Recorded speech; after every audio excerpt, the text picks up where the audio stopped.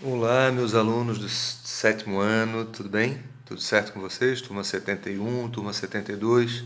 Espero encontrá-los bem e conto com vocês, né? Quero que vocês participem, que vocês façam as atividades. Se tiverem alguma dúvida, encaminhem por e-mail para a gente, tá? O meu e-mail está à disposição de vocês também, tá ok?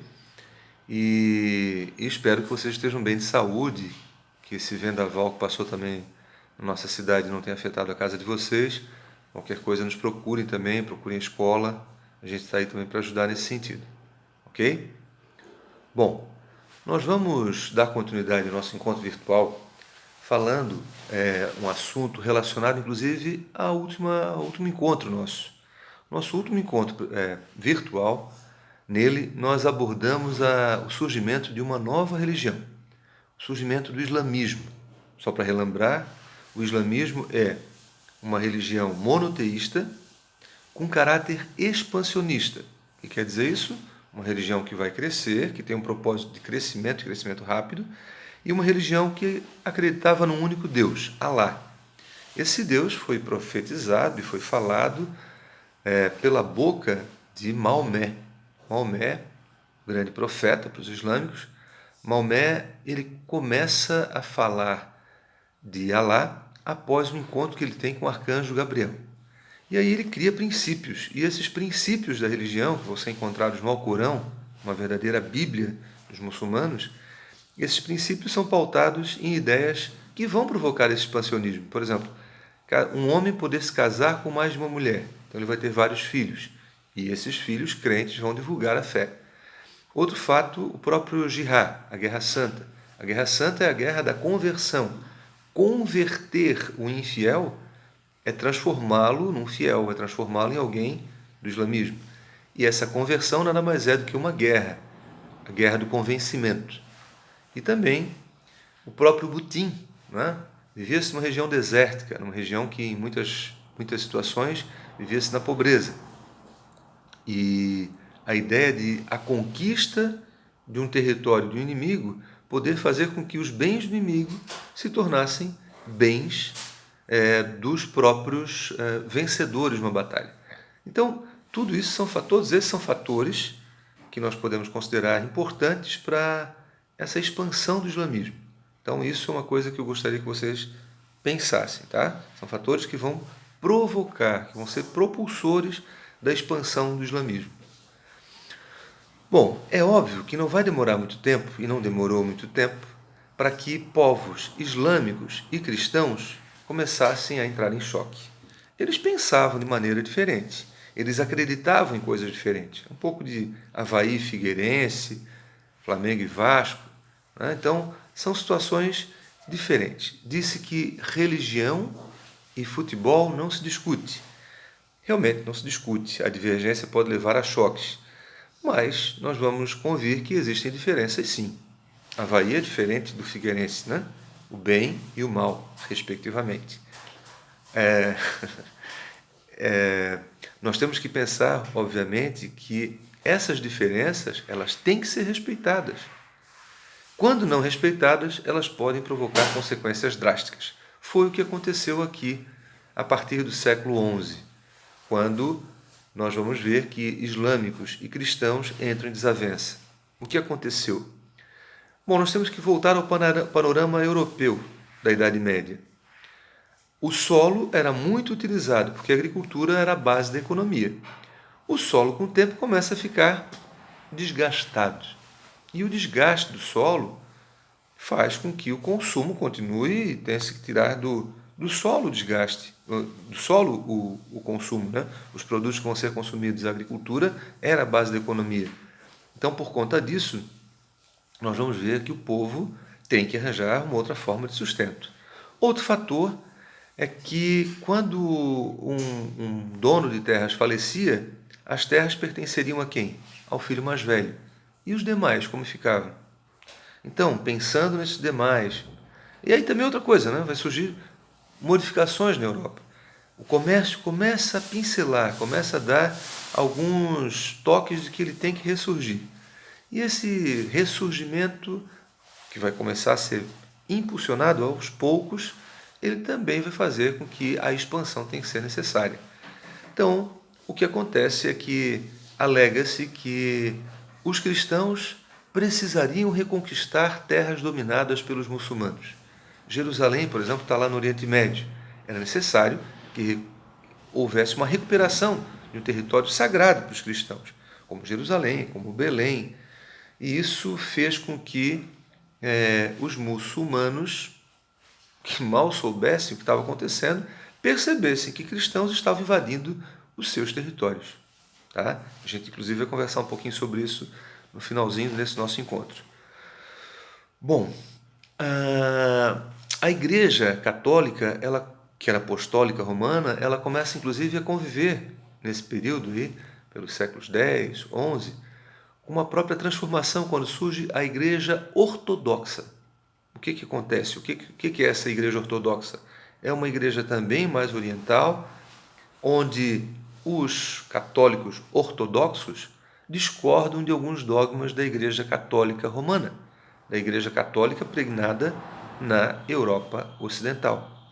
O que é isso? O que são esses dogmas?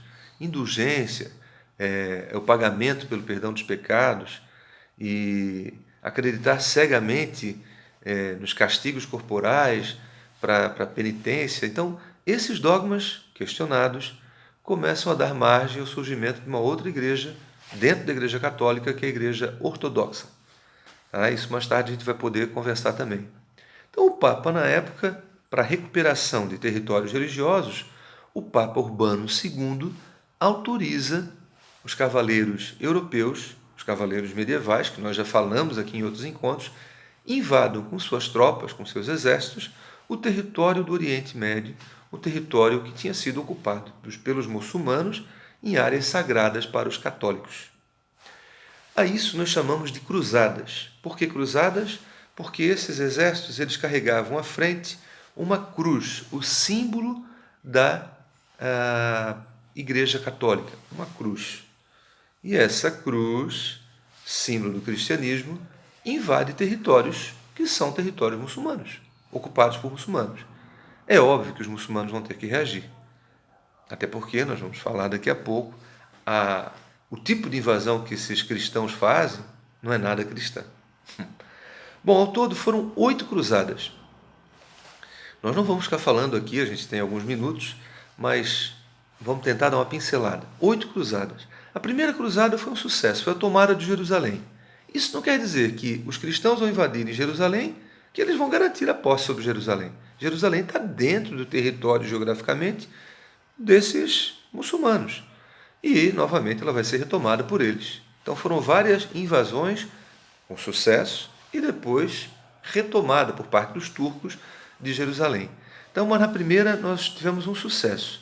Na segunda, em função das discordâncias entre os líderes das cruzadas, ela foi um verdadeiro fracasso. Tá? As próprias lideranças não se entendiam, não estavam falando a mesma língua literalmente. Consequência disso, fracasso. A terceira cruzada ela é conhecida como a Cruzada dos Reis. Cruzada dos Reis. Ela contou com o rei da França, Filipe Augusto, nome lindo, né? Filipe Augusto.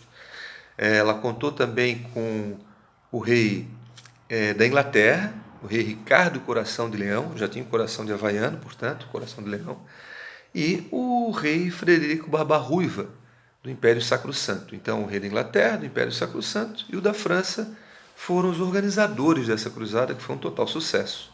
Eles conseguiram ter uma boa relação aí com os povos islâmicos e aí, por conta disso, eles conseguem ter êxito.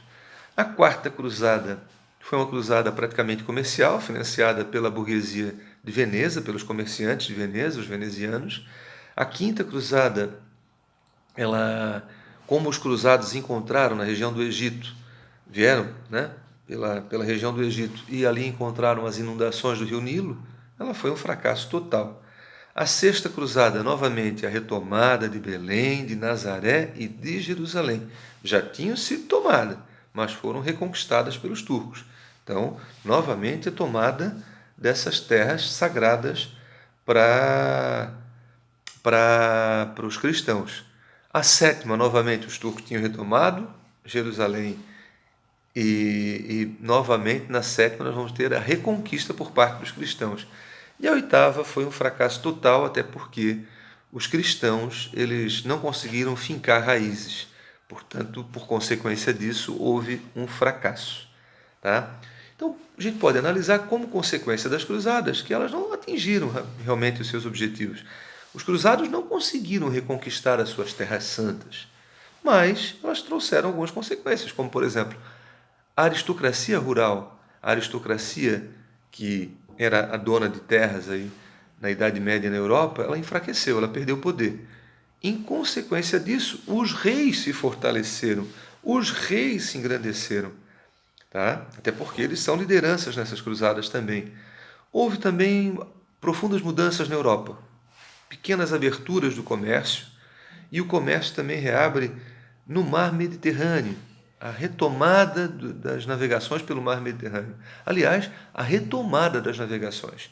As navegações, assim como o comércio, elas são retomadas a partir das cruzadas também. Pessoal, eu só gostaria que vocês pensassem um pouquinho que a gente está analisando essas cruzadas pela ótica europeia. Os muçulmanos sempre relatam nos seus artigos, né, quando algum historiador vai pesquisar a história muçulmana referente a esse período, elas falam da violência que esses árabes encontraram por parte dos europeus. Os europeus eram criados numa Europa rudimentar, numa Europa sem modos. Os cavaleiros, a gente já viu em outras aulas, né, em outros encontros, que eles não tinham muitos princípios. Até canibalismo eles provocaram. Matavam as pessoas e comiam a carne delas em algumas situações. Europeus fazendo isso. Então não pense que europeu é fino, é de um fino trato, aquela postura inglesa, nórdica. Não. Os europeus, eles foram bastante grosseiros durante toda a Idade Média e foram bem diferentes, porque eles vinham de uma área rural e encontraram povos que viviam em cidades, em impérios grandes. E esse desrespeito, ele foi retomado. Quando os caras, por exemplo, assinavam tratados de trégua, né, de paz, os europeus assinavam, logo em seguida iam lá e matavam mulheres, matavam crianças, estupravam essas mulheres e crianças. E isso é um total desrespeito em qualquer tipo de guerra. Guerra é guerra, religião é religião, futebol é futebol, e o que vale é o respeito, certo? Bom, nosso encontro termina por aqui, vocês têm umas questõezinhas para responder. Procurem ler tudo o que vocês encontrarem, eu vou tentar colocar para vocês depois também alguns sites para vocês darem uma olhada, ou dê uma olhadinha em sites que vocês possam encontrar filmes que retratem esse período também importante da nossa história. Um grande abraço, saudade e até o próximo encontro.